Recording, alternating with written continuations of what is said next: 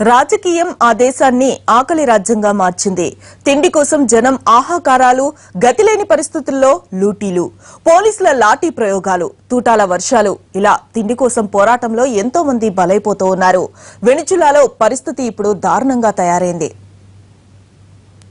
వెనిజులాలో ఆకలి కేకలు ఆకాశాన్ని తాగుతున్నాయి. ఆహారం కోసం అక్కడ ప్రతిరోజు దాడులు సర్వసాధారణం అయిపోయాయి. డెలివరీ ట్రక్కుల్ని ఆపేసి జనం సామాన్లు ఎత్తుకుపోతున్నారు. దీంతో పోలీసుల పహారాలో ఆహార వాహనాలను తీసుకెళ్లాల్సి వస్తోంది. దేశంలోని దుకాణాలు, ఫార్మసీ, షాపుల మీద నిత్యం దాడులు జరుగుతున్నాయి. దీంతో బేకరీలు, డిపార్ట్మెంటల్ స్టోర్స్ వద్ద కూడా సైనికులు కాపలా కాస్తున్నారు. ఒక్కోసారి జనాన్ని అడ్డుకునేందుకు పోలీసులు కాల్పులు కూడా జరుపుతున్నారు. తిండి కోసం ఓ ప్రాంతంలో జరిగిన గొడవలో 4 ఏళ్ల చిన్నారి చనిపోయింది. ఇటీవలి కాలంలో తీవ్ర కరువు కాటకాలు వెనుజులాను కబళిస్తున్నాయి. కొమానా నగరంలో ఆకలిని తట్టుకోలేక జనం సూపర్ మార్కెట్ల మీద పడ్డారు.